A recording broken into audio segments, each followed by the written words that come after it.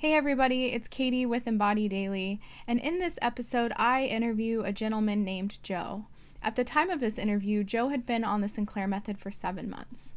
And in this interview, you will hear from Joe where he shares stories and experiences being on the Sinclair Method for 7 months, including his successes and challenges, as well as his history with alcohol and even challenges in his childhood that led him to drinking in the first place. I hope you find this information valuable and useful, and thank you for watching. So, Joe, can you begin, I guess, by telling us just how long you have been on the Sinclair Method? And in general, how has it been going for you so far? Yeah, I've been on the Sinclair Method since November 22nd or so of 2019. Pretty good so far. I noticed changes pretty much right away from the first time I took it. It's just been different. Um, I feel like I was on a trajectory, a downhill trajectory, seeking a way for to stop that basically. And TSM came, and I feel like things have only turned around for me since I've started TSM. So, tell us a little bit about your drinking before the Sinclair Method. What were your patterns right before you started, and what was your kind of history with alcohol throughout your life? My drinking patterns have changed a lot over my life, I would say. So I started drinking when I was 16 years old, and right away I took to it, and it just continued to get worse and worse. And I was heavily drinking from the time I was probably 19, 20, and it got really bad to in my early 20s, the mid 20s, and so bad to the point where I had to was trying to find a way to quit. So I ended up going to AA, and I was in and out of AA for many years, and I ended up quitting for 4 years. But during that time, my drinking, it would, I was able to drink and go maybe a week or two without drinking, and but it slowly progressed to the point where I was drinking every single night. And so that was probably back in 2010, and then I quit for a while. And so my drinking, I picked it back up probably in 2016 or so. It was almost like I was like a new drinker again, where I could like drink once a month or once every 2 weeks. And it's weird that it slowly progressed to the point where I was at when I started TSM. And so just pre TSM, I'd say my drinking was like a binge drinking level. So I was drinking 2 to 3 to 4 times a week. It just really depend on how long I could white knuckle it. Really, I was kind of in that white knuckling phase where I was definitely drinking 1 to 2 times a week, but sometimes I could hang on and not drink till the weekends, and that was slowly progressing. And how I was drinking too was definitely 12 to 15 drinks, I would say, per drinking session. So, and I was the evening drinker.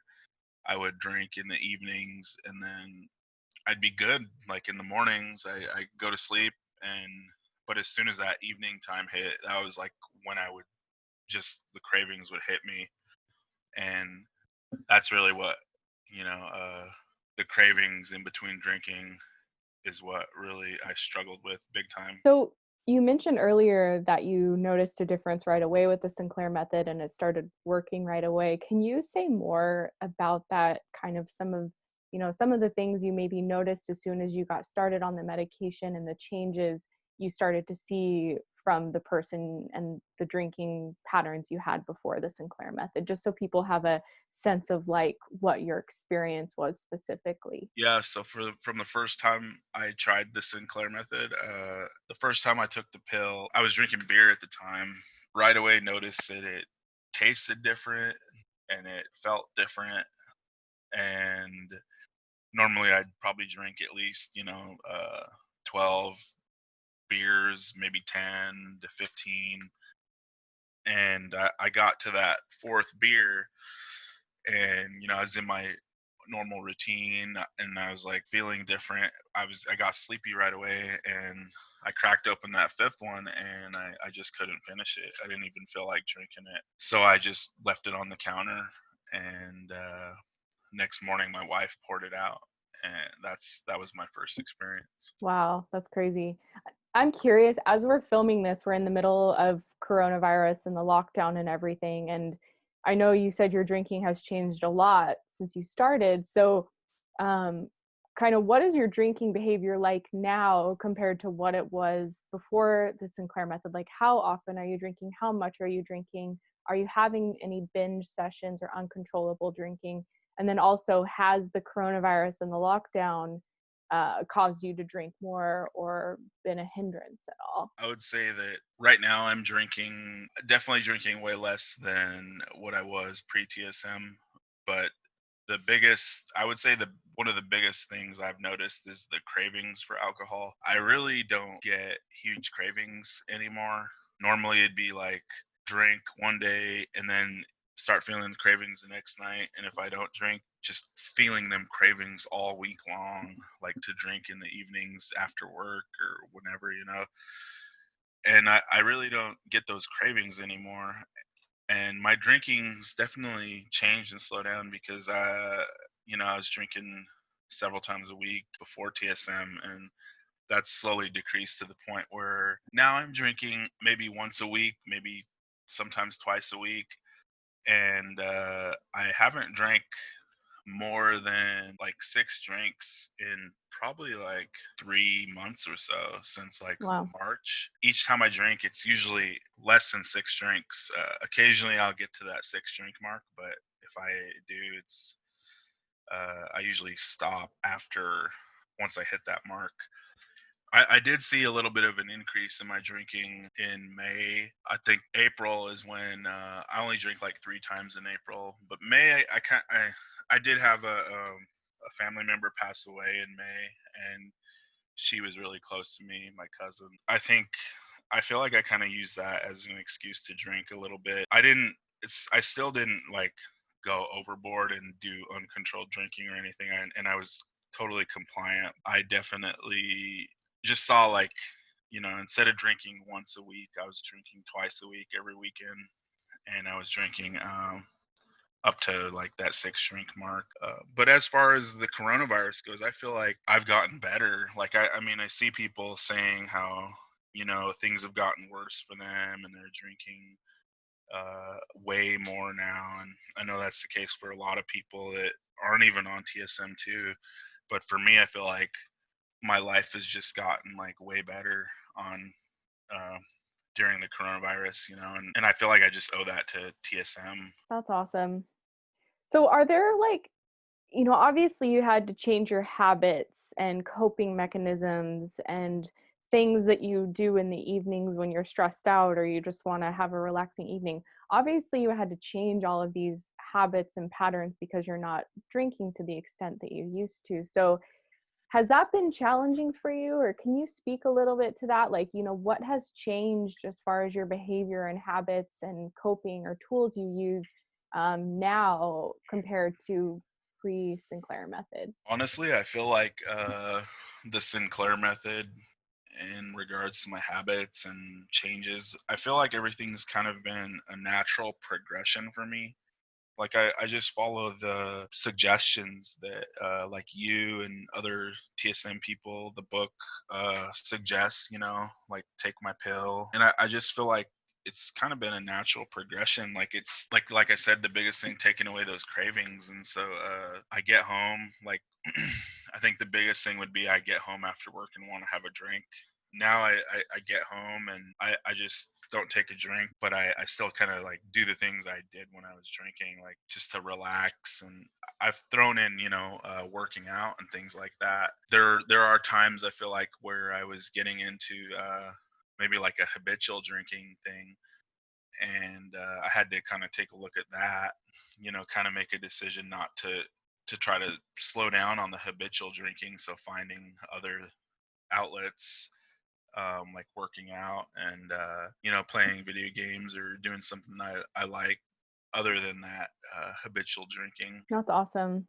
Yeah, I know you talk about the cravings. I feel like that was for me too. Just getting the cravings out of my mind, it changed everything. It allowed me to have some space inside my head to think about anything else other than alcohol. So I feel like that's huge for what this method offers. Um, I know you and I have talked kind of throughout your method, and I know that you've had other bad habits you wanted to break alongside the heavy drinking. I know like you had issues with gambling and other things. How is that going for you as you're kind of like changing your relationship to alcohol? Or are you changing other kind of bad habits or behaviors as well? Yeah, for sure. I would say, well, as far as the gambling thing, I used to just like to go to the bar and play video poker while I drink, and I think I'd get to a point where I drank so much, it's like I don't care how much I lose, or Yeah. I don't care how much I win, and end up losing a couple $100 gambling. And well, just because of the coronavirus, I haven't been able to do that. But even prior to that, it's almost like I just didn't like, it's changed my drinking. And so it's like I kind of like am losing interest in drinking, and I've even lost interest in like going out to the bar and things like that. And so I just the gambling thing is definitely slowed down. And other bad habits as well, like overeating.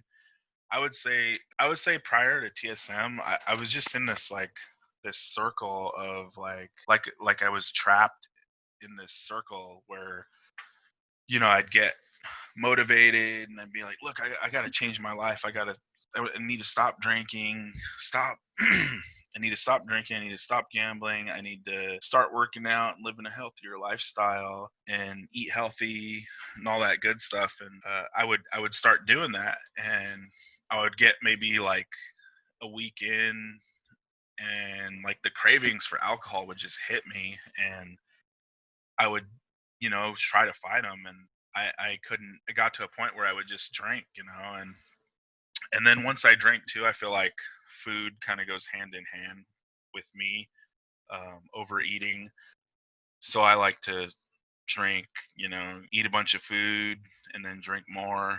And that's always kind of been a struggle for me, drinking and eating food. And TSM has allowed me to, even today, I would say, if I were to drink on TSM, there's still that part of me that wants to just eat as well. So overeat, even if I were to just have like a couple beers on TSM. I mean, it's still a struggle, but I've definitely saw since November, I would say I've lost like 30 pounds. I've Whoa. definitely, I'm out of this I feel like I'm out of that cycle, that negative cycle. So it's where like I get really positive and motivated, and then I drink because I cave to the cravings, and then I feel bad the next day because I like smashed all that progress that I had for the week, or feel like I ruined that progress, and then being like, oh, what's the point of working out? And if I can't even control these cravings and this drinking, like why am I?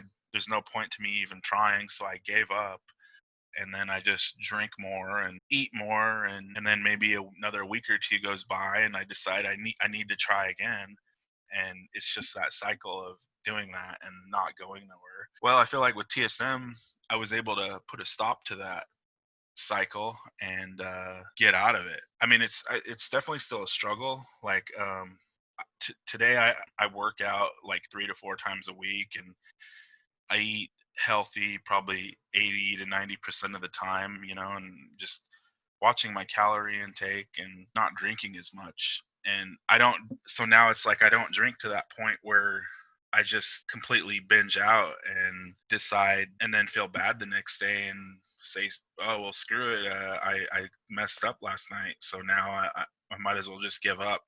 Like I don't do that anymore. So it's like I just keep going with the progress. And there are times when, like I said, like maybe eat more that day than I wanted to, or I didn't reach the goal that I wanted to for the day. But the next day, I just think like, well, that's fine, that's okay, like take a day off and there's always like tomorrow, and we'll get back on this tomorrow. And so that's kind of where I'm at with that, and things are definitely have gotten better because of that.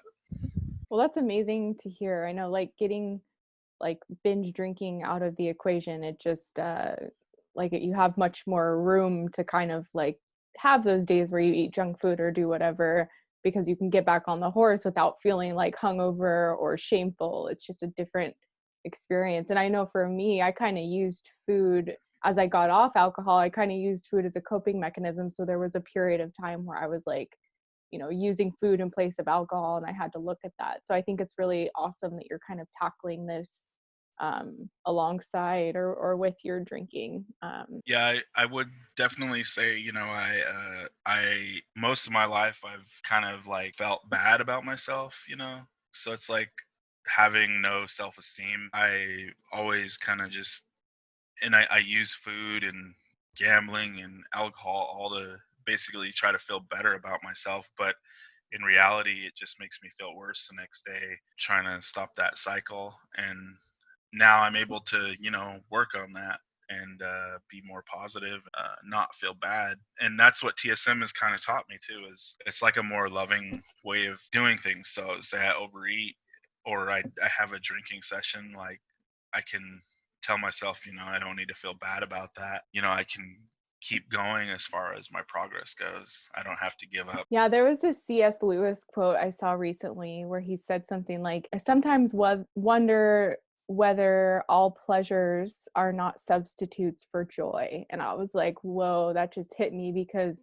drinking was kind of a temporary pleasure or numbing thing, or overeating, but it's kind of an exchange for feeling true lasting joy in the future. So I was like, that's an interesting quote to contemplate. I want to ask you, kind of go back a little bit, because I know we've talked about your childhood a lot and how your upbringing impacted your alcohol use disorder. And I think that's true for most, if not all, people who struggle with alcohol dependence. So I wanted to just see if you wanted to talk to that. How would you say that your past or your childhood experiences influenced your problems with alcohol? Well, I grew up in a very dysfunctional home, and I had a very dysfunctional family. I would say I don't really know if, well, I'm Native American, so I feel like a lot of Native Americans definitely struggle with alcohol. And I don't know if that has to do with being in my genes or whatever, but definitely the family aspect.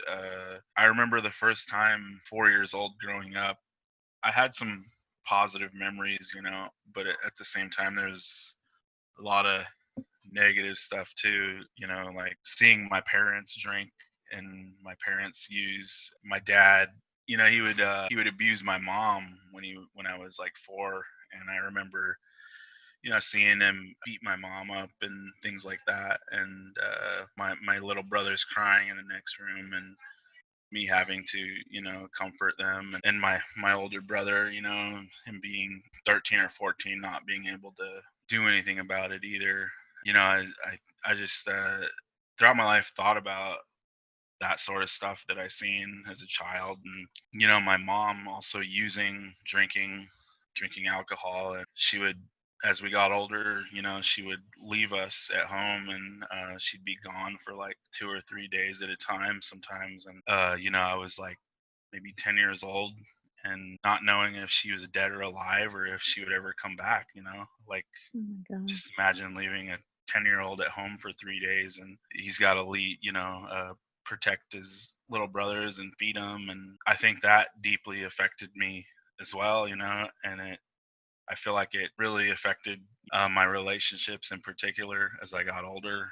My father too, using, him drinking and using. And as we got older, he would, offer us alcohol and marijuana and things like that. But when he was sober, that stuff was like off limits. But when he started using it, he would always offer it to us. And so I never understood that when I was younger. It's just a very dysfunctional family. But at the same time, I feel like my parents, they did the best they could with the tools they had. And even in that, I have 3 kids of my own. Like, I've learned from that, it's like I don't ever want to do that stuff to my kids, that happened to me. And there was a lot of stuff that happened, like that. But I would say, it's just it was a struggle, especially in my younger 20s, taking a look at all that stuff, looking at my parents and where they came from, and realizing that no nobody's perfect, and but at the same time I don't need to use that stuff as an excuse to drink and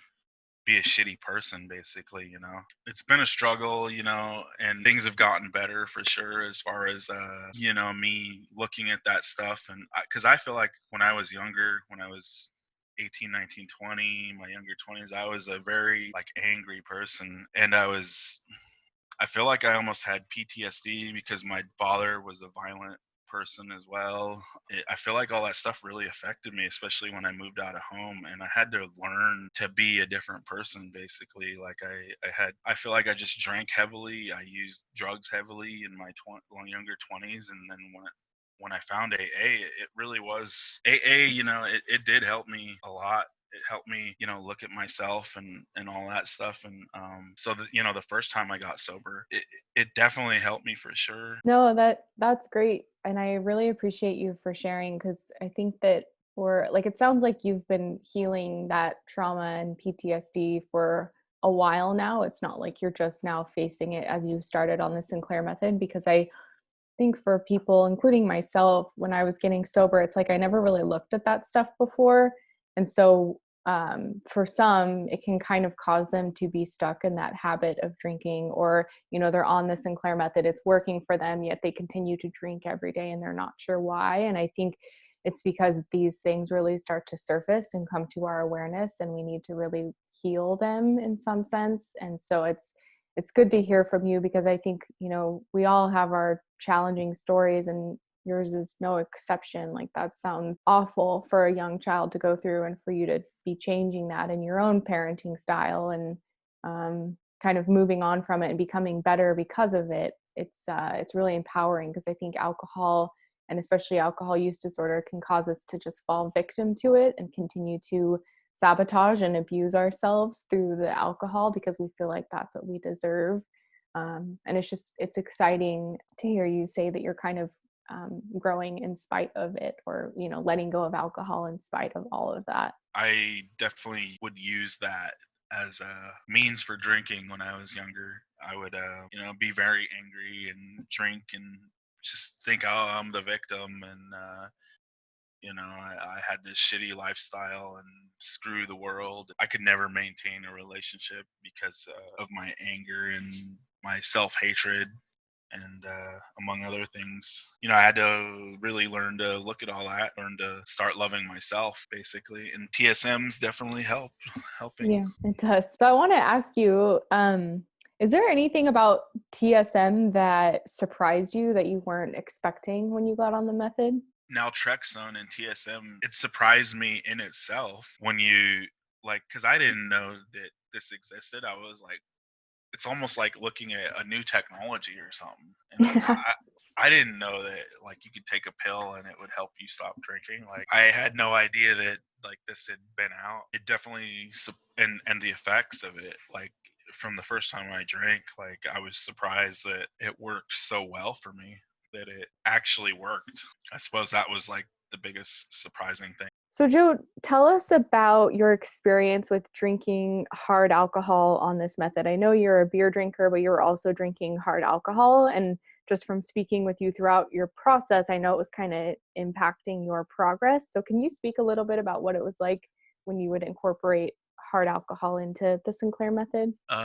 Definitely. I would say, well, I've always been a beer drinker, and I used to really like drinking IPAs. I got to a point in the Sinclair method where I basically just couldn't stand the taste of an IPA anymore. It was disgusting. I would take a sip, I'd purposely try to just down them, plug my nose and drink it. And I still would feel like throwing up. So I quit drinking IPAs and I started drinking just like Coors Light or light beer.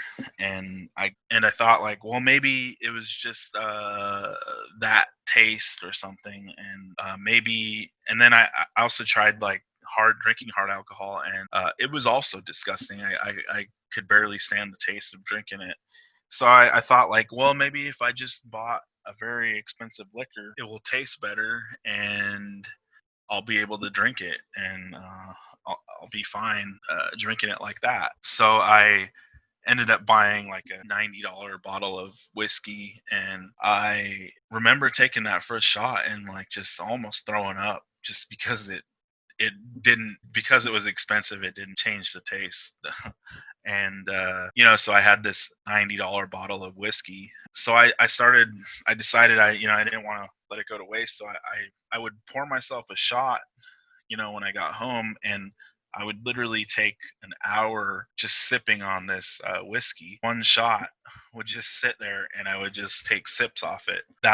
Sometimes I would have two a night, and it would take me like 2 hours, but I wouldn't just down them all at once. And I know they say that to not go to hard alcohol or to change it up. I kind of feel like I went the other way a little bit, just trying different things, and that it seemed to work for me. I mean, I wasn't just downing fifths of liquor. I was drinking controlled, a shot at a time over the course of an hour, maybe a couple over the course of 2 hours. Yeah, and where I see hard alcohol becoming troublesome is when someone is doing like the shot after shot, or they're downing it really quickly. But with what you're doing, sipping on it very slowly, or if I see people make a really tall mixed drink, it can be less problematic. So that's really interesting. You were just repulsed from essentially all types of alcohol. When you first got started on naltrexone, did you start with the Sinclair method right away, meaning taking a targeted dose 1 hour before drinking, or how were you taking the naltrexone? Oh yeah, so my doctor, this was probably back in like late 2018. I went to the doctor, and I was just at another low point with my drinking, another low point of several. And I went to my primary care, and I started crying to him, and I was like, I don't know what to do. I'm drinking heavy, and I can't stop, and I'm trying to quit. And I was like, I don't know what to do. And he's like, okay, we'll figure this out. He's like, I'm going to prescribe you naltrexone, and you take one a day. It'll help with the cravings. So I was like, cool. I got hopeful, and I started taking the naltrexone every single day. Things got better. I think cravings got less, but I started developing these side effects, like from taking the naltrexone every day. I had frequent urination like all day long, and I was waking up like 4 or 5 times a night just to have to go pee, and I was getting headaches, and I didn't know what was going on, but I was taking the naltrexone every day, and I wasn't drinking, and I got about 6 months of that.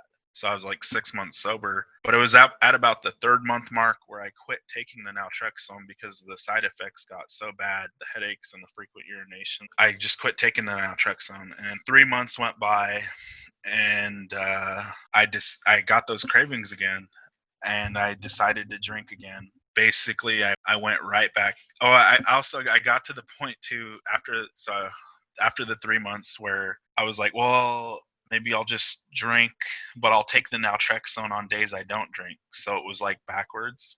So I was drinking one day, and then I'd be like, okay, maybe I don't want to drink today, so I'll take a naltrexone. So I would take a naltrexone, and it was completely backwards, and that really didn't work very well.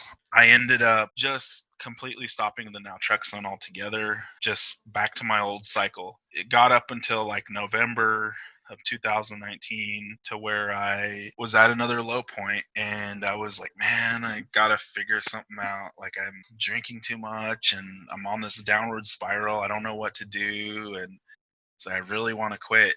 And so I didn't know what to do. I didn't, and I had already had experience with AA. I didn't want to go back to AA and do a meeting every day. And so I just typed into the search bar of YouTube, how to quit drinking. I think a bunch of videos popped up. I was watching all these different videos, and then I seen Embody Daily, and I was like, TSM, naltrexone. I was like, I got naltrexone. What is that? And I watched the video on it, and I was like, how come I've never heard of this before? I was like, maybe I should try that, because maybe that would limit the side effects as well, because it's not like I'm drinking every day. I'm more in a binge phase right now, so maybe I could just take naltrexone on the days I don't drink. So I went back to my primary care, told him about TSM and that I wanted to try it, and he was like, yeah, I'm all for it, do it. That was that. I ended up trying it, and this is where I'm at today. That's awesome. I'm so glad you stumbled upon the Sinclair method. I hear that, sometimes somewhat regularly from people who their doctors prescribe it with abstinence or to help with cravings, and they just accidentally find the Sinclair method, and it's really like life-changing compared to just taking it daily. So you were talking about the side effects you had when you were taking it every day. What were the side effects like, or did you have them when you transitioned to just taking it in the targeted dose 1 hour before drinking? Yes, so I remember when I first took naltrexone before TSM, so back when the doctor prescribed it the first time, I would also get these side effects of intense anxiety. Like my mind would just start racing, and I would just like almost feel like I was having a little mini breakdown inside. And then when I decided to try TSM, I remember taking the pill, and I'm thinking like I'm gonna feel that again, and that went away eventually. But the second round I started taking TSM, it wasn't like anxiety. It was more like this excitement, like almost like I was high. And it was such a weird feeling. Maybe it was my perspective on the feeling, but I was like excited, and I was like, all right, I get to drink on naltrexone and try TSM. And strangely enough, the side effects weren't there when I was drinking. Like it changed completely. Maybe it's because I was taking the naltrexone every day without alcohol or something. But now when I take a naltrexone, I don't even feel anything, and it doesn't have to make me. It doesn't make me have the frequent urination or the headaches. Yeah, they seem to have just gone away so far. Well, that's great to hear. So, Joe, do you want to share a little bit about the history your family has and the loss you've had in your family because of alcohol and drug use? There's definitely been, alcohol and drug use in my family, and there's an extensive history with it. I recently, within the last couple of years, have had two brothers pass away because of drinking. They were my older brothers in their 40s, and my one brother he died just last year. He basically drank himself to death. He got an ulcer from drinking. I believe it was an ulcer, and basically bled to death from the inside, and they ended up finding him. And my other brother, he killed himself while he was drinking and high, and he ended up basically showed up at his family's house, and my nephew tried to stop him from killing himself, and he just did it anyway. I think about those two guys, and I grew up with them, and I wonder if TSM could have helped them, because it's just helped me so much, and just thinking about them, and like how I could be in that situation as well. I've had some dark times in my life, where I've been suicidal before, and I've wanted to drink myself to death, and I've had so many family, not just my brothers, die from alcohol. I just wonder if TSM can help. If it's helping me, maybe it could have helped them. Absolutely. I think even in Dr. Escapa's book, The Cure for Alcoholism, he talks about some friends where they same type of thing. Like if only they knew about this, back then before he lost all of his friends or the friends he mentions to alcoholism. It's crazy. And that's part of my motivation for sharing and why I'm so grateful for you sharing your story. It's just because everything we can do to raise awareness about this, because it's not the frontline treatment, it's not mainstream, it's truly saving lives, and it's amazing how effective it is for the majority of the people. And so I'm grateful to you for sharing your story with me. And I know you've kind of been very active in your own Sinclair Method journey as far as like recording things, writing things down, tracking your progress. Are there things that you feel that really helped you with the success you've had being on this method as long as you have? Yeah, for sure. I would say taking naltrexone before 1 hour before every drinking session. So just being sure to follow that to the T, right? I keep a journal, just keep one on my phone, and that I write down how many drinks I had per session. And I also, okay, I don't do this all the time, but the next day, or I'll write down what I was feeling prior to the drinking session, maybe what I'm going through. Say I had a rough day at work, or something happens, and I'll write down, oh, so this and this happened at work, or got into an argument with my wife, or and then I go back and I can take a look at all that stuff, look at the things I was going through, and maybe what I'm feeling, and just taking a look at all that stuff while I'm in my journal. I feel like that helps big time. Other tools I use, I, I definitely used you as a tool. Met up with you. I think it was like once a month, once every couple months, we'd have our TSM sessions online, and that was definitely a help, because I feel like it was important that I had somebody that knew where I was coming from, basically, and that I could tell everything that was going on with me as far as TSM goes, and even sent you my journal and just had you look it over, and it was just definitely a help, being able to, because I kind of felt like I didn't really have anybody that knew what was going on, or to talk to about naltrexone and TSM. And so just having you there was a big help, that I could just talk to about what was going on, and my journal and my journey, basically. Other things I would say, I exercise more, I try to eat more clean. I think all that stuff helps too. Yeah, just staying busy, basically. Now on the flip side, were there things that were really challenging for you on the Sinclair method? I would definitely say that aspect of kind of like missing that feeling that alcohol felt like before TSM. So, because it definitely changes the way it feels when you drink. I'm not gonna lie, there's sometimes, maybe there is like this occasional thought in the back of my head where I think like, well, what would happen if I drank without the pill? Basically, just that thought of if I would feel that old feeling, basically, of before TSM. And what really stops me from doing that is when I take a look back at how my drinking was prior to TSM and where I was before. And I don't want to go back to that. So back in January, before TSM, I had gotten into a little bit of trouble. I was with drinking and driving, and I got into a fender bender. I ended up taking off, and the police found me later, for a hit and run.